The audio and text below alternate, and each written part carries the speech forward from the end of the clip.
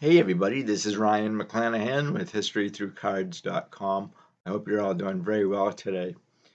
Today I want to tell you about the life and career of Lou Brock, a really fascinating player, I think, and someone that I really want to kind of dive into in this video and tell you about my Lou Brock experiences, at least with his cards.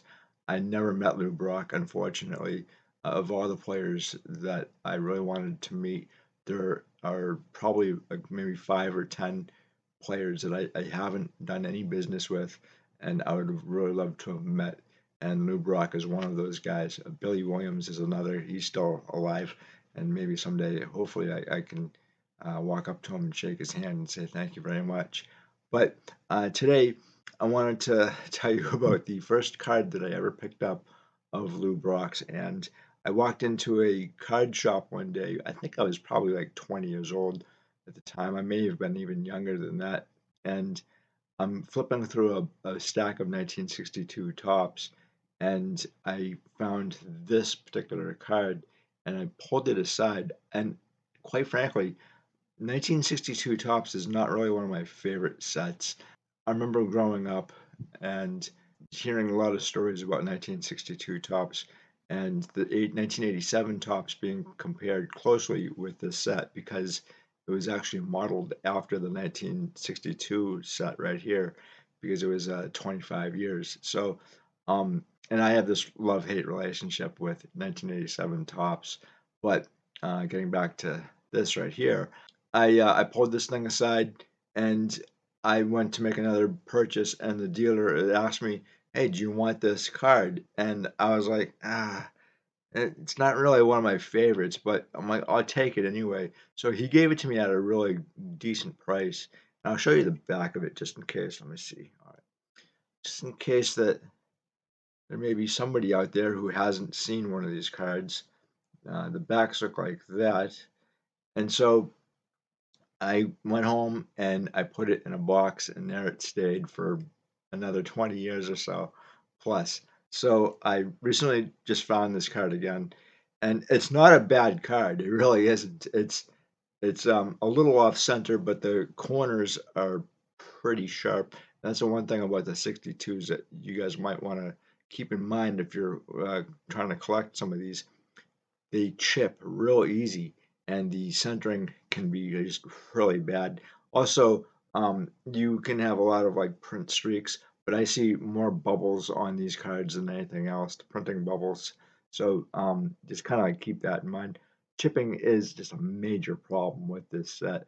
Again, it kind of reminds me of '87, but anyway, so I had always heard really great things about Lou Brock here, other than beating the crap out of the Red Sox in 1967. We won't get into that too much.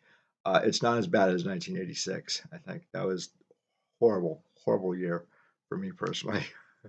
But this actually made me go on some kind of like crazy crusade to know more about Lou Brock and his career after this, and I wanted to grab more cards of his, and I was like, well, what cards should I get for my Lou Brock collection here? So I had that card, and I didn't see it for a very long time.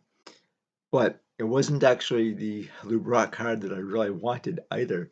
There was a Lou Brock card that I had on my list for forever, in fact, and I just could never get my hands on it.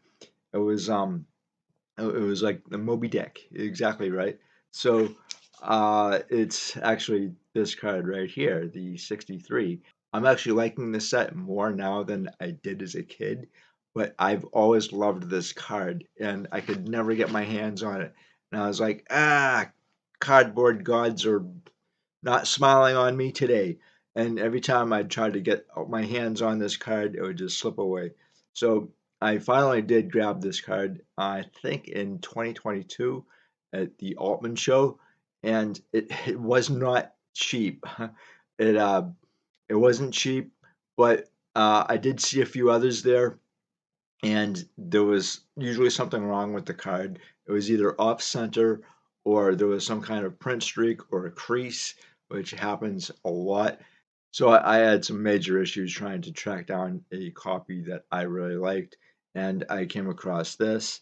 So, obviously my camera does not like baseball cards the way I like baseball cards, but so I've told you guys in the past, the 1963 set here has some issues with it, particularly the bottom corners and the bottoms themselves. They also chip real easy, and for some reason, there's a lot of centering issues with the 63 as well. This one, I'm not entirely sure where it's placed on the sheet, but that also plays a huge factor into whether or not you're going to find the particular card in the set more times or more likely to be off center, depending on where it is in the sheet. And I kind of forget where this is, but I really love the color and the photo. I think it's a really great card. It is a short print. And I'll show you the back of it. Looks like this. So I was really happy with it, although it was pretty expensive. Like it's not going anywhere. It's staying with me forever and ever. But there were other Lou Brock cards that I really wanted as well, and I wasn't entirely sure, and I'm not sure yet if I want to have a complete year-by-year run of Lou Brock cards. So the 1964 Topps Lou Brock, I just got this card not too long ago, and 1964 Topps for me, I just started to collect these cards. I never had them in my collection. I never sold them. I never bought them up until this year, in fact. And one of the reasons why was because throughout my collecting career, if you will, a lot of people said to me that 1960s cards are cheap. And would for me, cheap, okay, they're garbage. So like that's obviously not the case. And these are the kind of cards that my dad would have bought when he was a kid. And so there's a lot of great potential here, I think, for anyone who wants to collect vintage cards on the cheap, because especially with football, you can get a whole lot of great Hall of Famers on the cheap. And who says that vintage has to be expensive especially to enjoy, right? So I started collecting these cards. Now the thing that you want to keep in mind with the 1964 here is that the corners and the borders can be really off center. The corners can be I think on the 64s you're not going to find a whole lot of bad corners for the most part, but I've seen a lot of creasing in this set, a lot of print streaks, and a lot of especially with your darker colored cards, there seems to be like a lot of snow with this issue. And then on the top as well, this is probably the most important thing that you want to keep in mind with the 64 is that between the lettering here and the top, it can be a little bit off, but it'll still keep its original dimensions. It looks like it's been trimmed, and that's not the case. But that's the one thing you want to keep in mind. And I actually kind of do like this set now. And it's kind of funny how your tastes change over the years.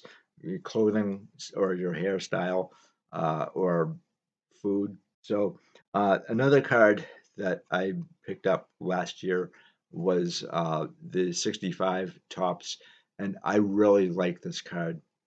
The problem is that this card has a slight crease on the top of it, and it's not really noticeable that much. And it's a they would call a hairline crease.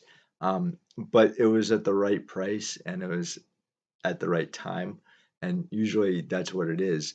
You have to be there at the right time and you have to see the card at the right price. And so I was like, thank you very much. And the dealer that I bought this from, very nice guy, and I've gotten a lot of cards from him. So, that made it easier as well. And he gave me a really great price for the card. This is also a short print card too. So you have a very difficult 1962 Topps Lou Brock rookie. that is getting more and more expensive every year. And when I actually purchased that card, I purchased it pretty cheaply too. So the most expensive Lou Brock, I think, is his second year. Obviously, 1962 obviously has its issues, and so like finding a decently centered and mint copy is gonna go up. But I think his 63 is actually more valuable. I could be wrong. You guys can obviously tell me that in the comment section below. I'd love to hear what you guys say. Anyway, so getting back to this card, I really like this card. I think it's a fantastic pose of Lou Brock. So I was very happy to add it to my collection. And the last card of Lou Brock's that I have is his 1967 tops. And I really like 1967 tops. They're very affordable. If you guys were going into vintage baseball, I would suggest going for the 67s, 68s. 69, I don't have too many of those, and I found that 69 tops are fairly expensive compared to the other sets. I don't know why this is. They've always been very difficult for me to acquire. So, I have no idea. I can't explain it. But the 67, I have a lot of the Hall of Famers in this particular set, and I really like this card. And I'll show you the back. So it's looks like this. Usually it's supposed to be not, there we go. So one thing to keep in mind with 67 is that the backs can fade pretty easily. And in some cases, I've seen that the tops of the cards and around the sides and the bottom, they can turn actually a disgusting brown looking color. And I'm not entirely sure why that is. They also can fade out pretty easily too. So like any cards that you have, any vintage cards, you should keep them in a dark place and not near any light or humidity or heat. So that's true with every card. In fact, those are my Lou Brock cards. So I found a really great perspective on Lou Brock's career in his Irish sports page that I want to read to you. And I don't want to be a Debbie Downer with the Irish sports pages, but I found them to be really all encompassing into his career and other players' careers, which is why I read from them. And so like, I'm not reading from other articles and other sources, and I'm getting just kind of everything here. The one thing that it's not going to mention is 1 year in 1970, and I'm going to bring this up afterwards. I hope you find this very interesting, and here we go. This is from the St. Louis Dispatch, St. Louis, Missouri, September 7th, 2020. Lou. Hall of Famer stole bases in fans' hearts for 16 seasons with Cardinals by Rick Hummel, St. Louis Dispatch. Hall of Famer Lou Brock, who died at age 81 at a local hospital Sunday afternoon after being in ill health, will be remembered for many accomplishments. He was the National League's all-time leader in stolen bases with 938. He had 3,023 hits. He was a first ballot electee into the National Baseball Hall of Fame and Museum. He was the quote-unquote base burglar who came to the Cardinals in 1964 via trade in which the Cardinals ripped off the Chicago Cubs. But he was also known as one of the toughest baseball players that his former teammates had ever seen, and that was before he encountered diabetes, which caused him to have his left leg amputated, before he suffered multiple myeloma, bone marrow cancer, before he suffered a stroke, before he suffered a heart ailment. None of those medical foes were able to vanquish Brock. Death was the first and only opponent to defeat him. "Isn't that the truth?" said former Cardinals catcher Tim McCarver. "Toughest SOB I ever seen," said former Cardinals manager Red Schoendienst, who died 2 years ago at age 95. "Never saw him in the training room," said McCarver, a Cardinals Hall of Famer and member of the National Baseball Hall of Fame broadcasting wing. This included Brock playing with a broken shoulder after being hit by a pitch from Hall of Famer Sandy Koufax when the Los Angeles Dodgers left-hander had taken exception to Brock bunting on him. If Bob weren't in the National League all those years, Lou would have been the toughest guy I ever saw met on a baseball field. He and Bob were 1-2 as far as I was concerned, McCarver said. Brock's former teammates, he played 16 seasons here before retiring in 1979, took news of his death hard. The 85-year-old Gibson, battling his own demon in pancreatic cancer, declined comment. McCarver had to stop a couple of times during the conversation to compose himself, and former first baseman Keith Hernandez broke down. "Quote it with a heavy heart," said McCarver. Hernandez said, "No one was more crucial to me on the big league level than Lou. I don't think I would have made it without Lou," said Hernandez, the 1979 most valuable player in the National League. For him to be a superstar, and I was a young kid who was struggling, to take me under his wing and offer all of his advice is a testament to who he was. He was an extraordinary man. He never babied me. If I was pouting, he'd get on me. It was tough love. Cardinals chairman Bill DeWitt, Jr. said in a statement, "Lou Brock was one of the most revered members of the St. Louis Cardinals organization and one of the very best to ever wear the birds on the bat. He will be deeply missed and forever remembered." On June 15, 1964, the Cardinals acquired Brock, a raw 24-year-old outfielder, from the Chicago Cubs in a trade that cost them popular right-hander Ernie Broglio, who had been an 18-game winner for them the prior season, although he was 3-5 in 1964 and perhaps injured. Immediately, the trade was not well received by the Cardinals players. "We thought it was the worst trade ever," said Gibson at the time. After all, Southern University product Brock had batted only .263, .258, and .251 in his 2.5 years with the Cubs, albeit hitting some prodigious home runs. But Brock, not counted on for power, but as a table setter for the Cardinals, would hit .348 the rest of the 1964 season and steal 33 bases as the Cardinals rallied to win the National League pennant on the last day of the regular season and went on to beat the New York Yankees in a 7-game World Series to bring St. Louis its first World Series title since 1946. Brock hit .300 in that World Series and then, showing he was at his best when the lights were brightest, batted .414 with 7 stolen bases in the 1967 World Series, which the Cardinals won in the 7 games from Boston. He also hit .464 with 7 more steals and a record 13 hits in the 1968 World Series loss against Detroit. Bill White, the first baseman on the 1964 team, took Brock under his wing by allowing him to live with White at the latter's home in DeParis after Brock had come here from Chicago. "We couldn't have won in 1964 without him," said White. "No way. He was a good teammate, one of the best anybody could have. 100% all the time, 200%. McCarver, who was on all of those clubs, beginning with 1964, said, "We were so close to Broglio, our friendship blinded us to what kind of effect Lou would have on the team until we saw him run." Brock, who would establish himself as one of the greatest leadoff hitters ever, recalled his teammates asking him after he got hot in the second half of the 1964 season, "Are you sure you were a Cub?"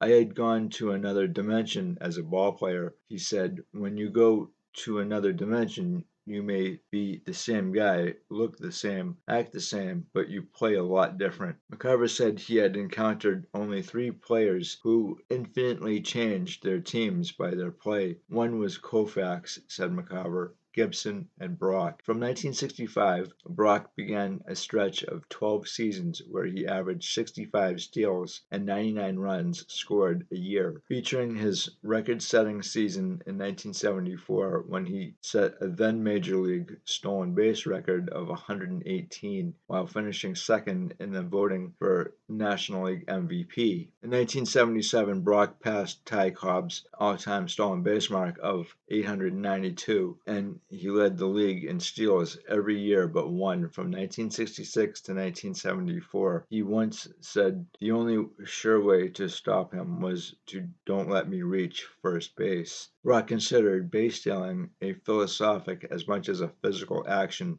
"First base is useless," he said in 1974, "and most of the time it is useless to stay there. On the other hand, second base is really the safest place on the field. When I steal second, I practically eliminate the double play, and I can score on any ball hit in the infield." Brock, "The most important thing about base stealing is not the steal of the base, but distracting pitcher's concentration. If I can do that, then the hitter will have a better pitch to swing at, and I will get a better chance to steal." Mike Shannon, the Cardinals radio voice, who played with Brock on 3 World Series clubs, said that Brock's mathematics training in college paid off in how he approached base stealing, but he kept all those secrets to himself. "He never divulged a lot of those things that I was aware of," Shannon said. "He might have to guys who were capable of comprehending what he was talking about. The great thing about Lou Brock was that 3 or 4 days we came into town,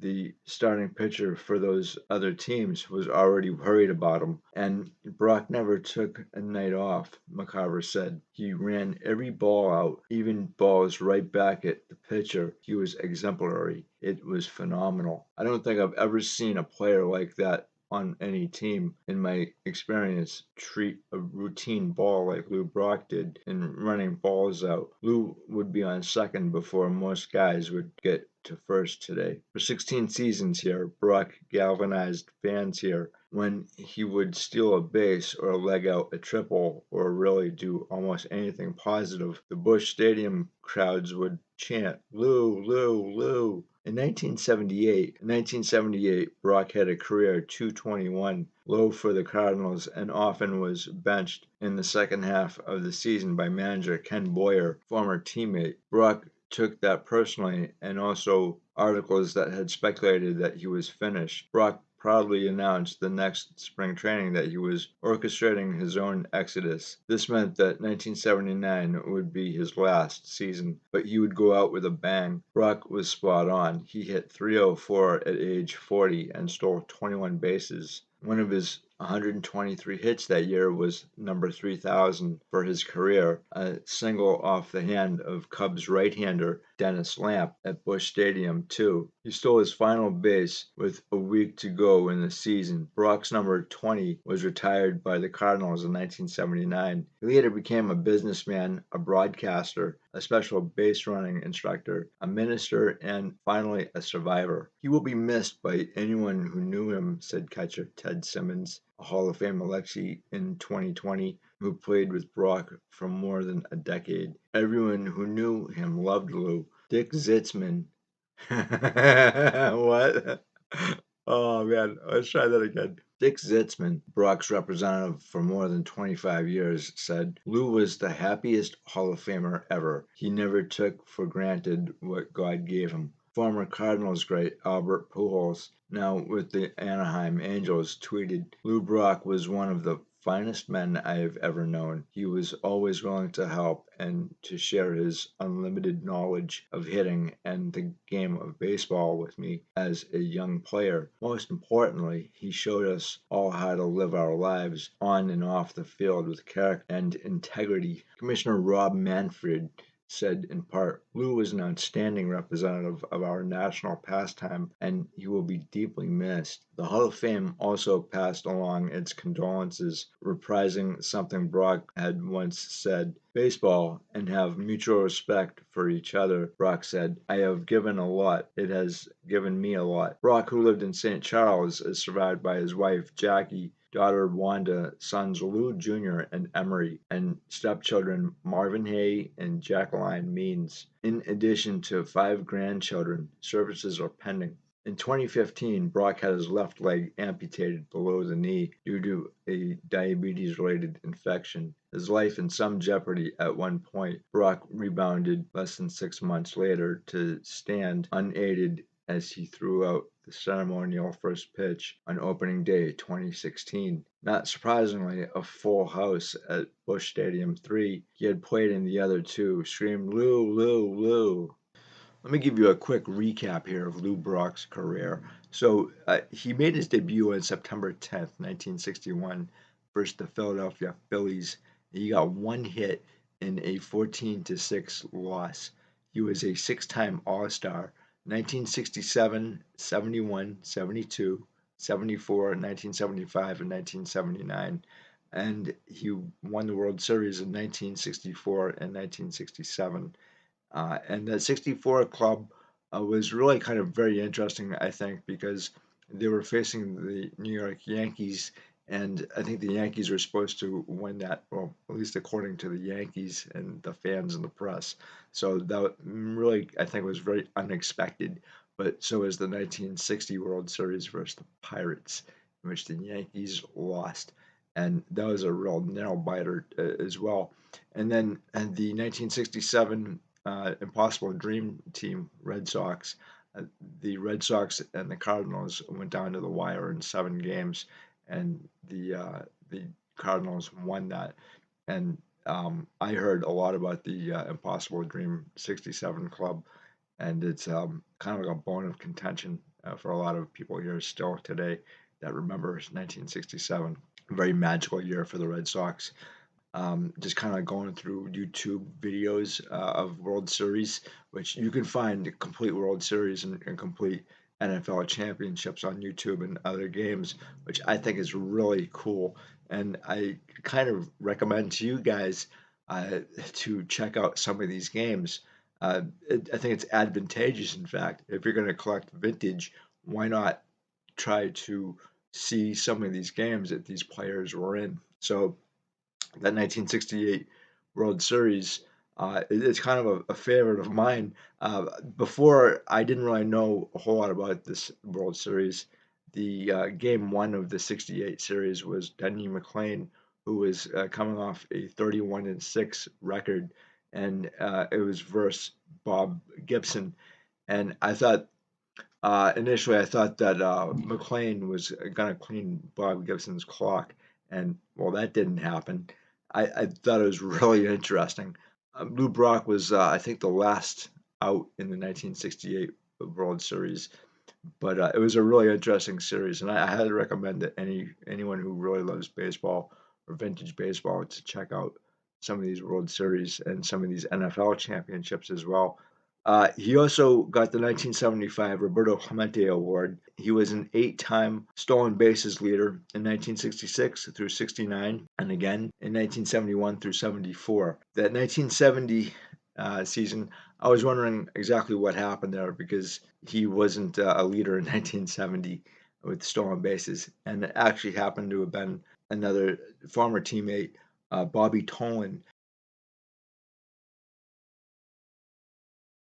And Tolan's kind of interesting, so I went to go and check out his career, and I find that in 1970 he had 57 stolen bases to Brock's 51, and it's the only time between 1966 and 1974 that Brock didn't lead the league in stolen bases. And in 1971, Tolan he ruptured his Achilles heel playing basketball, and he was out for the '71 season.